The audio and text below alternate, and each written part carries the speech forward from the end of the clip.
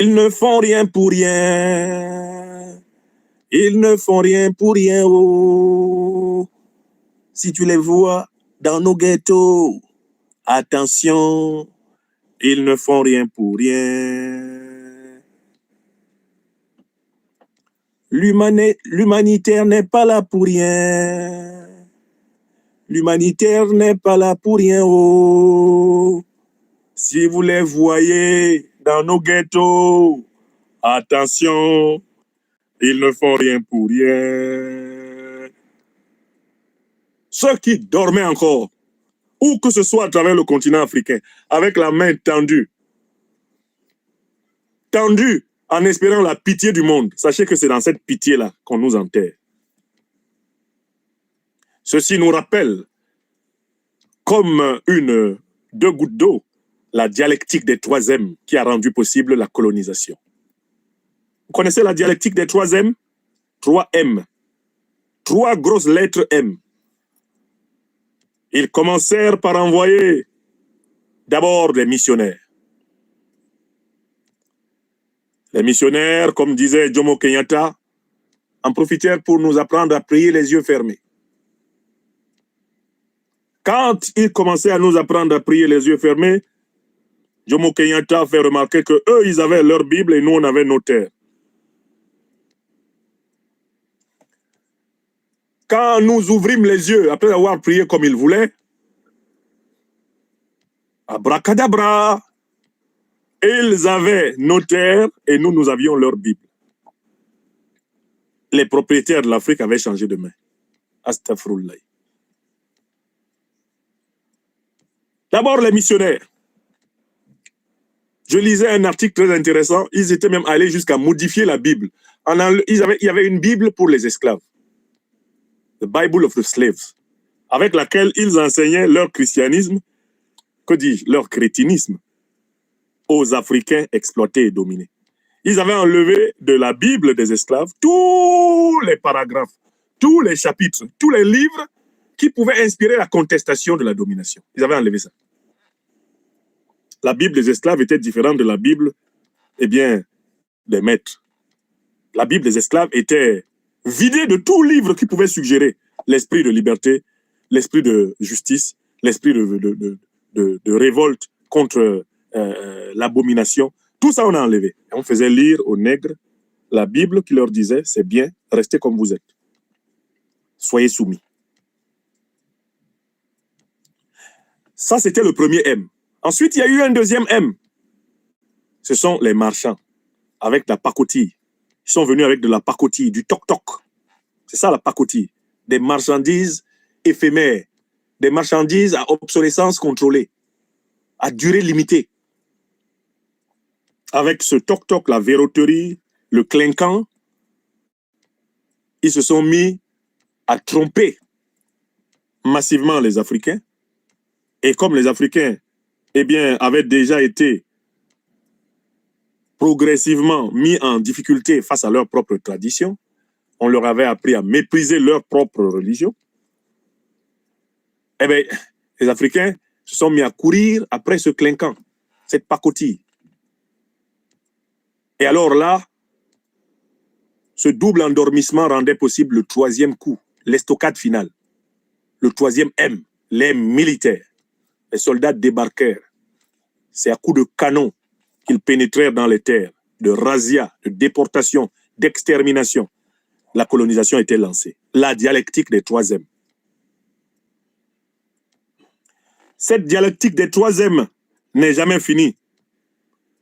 Ce que j'appelle l'impérial terrorisme, dans le livre que je publierai et que j'édite bientôt à Bamako au Mali, l'impérial terrorisme, la forme actuelle de l'agression occidentalo-orientale contre l'Afrique, je montre que la dialectique des 3 M est encore là. Cette fois-ci, qu'est-ce qu'ils ont mis devant? Des pseudo-musulmans. Comme avant, ils avaient mis devant des pseudo-chrétiens. Ils ont mis des pseudo-musulmans et ils les appellent les djihadistes. Des gens qui n'ont rien à voir avec l'islam, des drogués, des bandits, des mercenaires de grands chemins, des enfants sans foi ni loi. Ceux qu'on appelle chez moi à Douala Balor Pékin, des enfants maudits. Ils les ont mis en première ligne. Ils leur ont dit, faites-vous appeler djihadistes, laissez pousser votre barbe, lisez 2 ou 3 versets du Saint-Coran, salissez bien l'islam par votre comportement. Djihadiste. Même le mot djihad, ils ont sali le mot djihad. Djihad qui, dans la noblesse de l'islam spirituel, signifie le combat contre les péchés. La lutte de la volonté pour se soumettre à la bonté, à la miséricorde, à la grâce d'Allah. Et ils ont changé même la définition de djihad pour ne retenir que la lutte pour imposer par l'épée ma croyance à un autre. Même quand l'autre est musulman, on dit aux soi-disant djihadistes, tue ton frère musulman. Il est déjà musulman, hein. Tue-le pour qu'il soit musulman.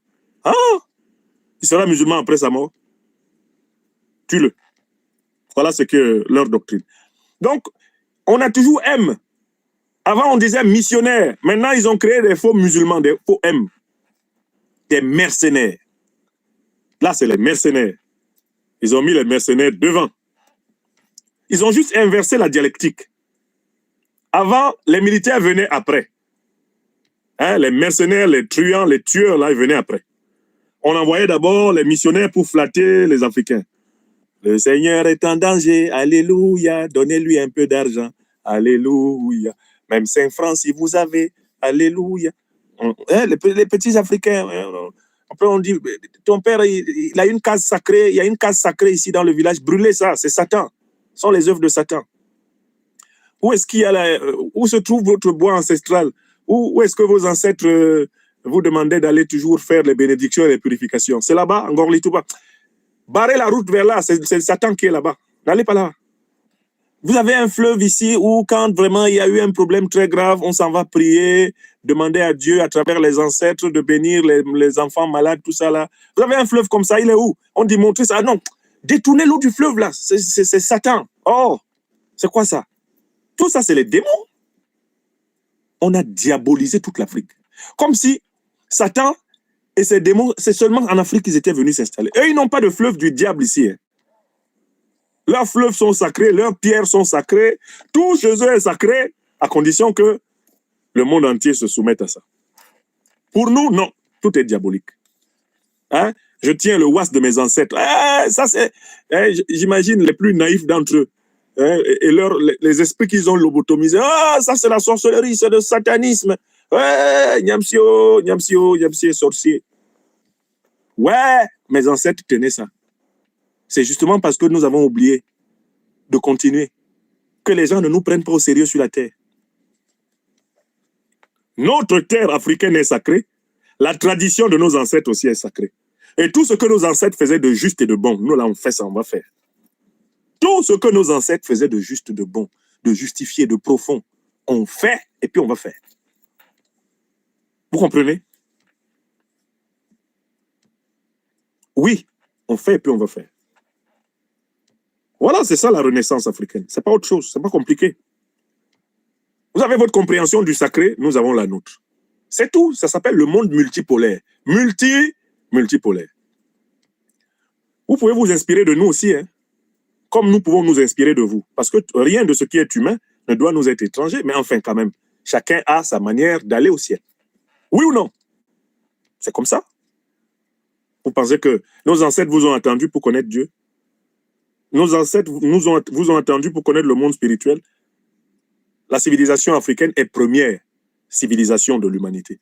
Donc, s'il y a une civilisation qui a initié la relation de l'homme au spirituel, que vous appellerez plus tard la religion, c'est la civilisation de mes ancêtres. Moi, là. Donc, quand tu te tiens devant moi, ne crois pas que tu as affaire à quelqu'un qui a besoin de se légitimer par toi. Non, je suis légitime en moi et par mes ancêtres angélisés. J'ai un chemin qui mène de moi à Dieu. Comme tu as ton chemin qui mène de toi à Dieu.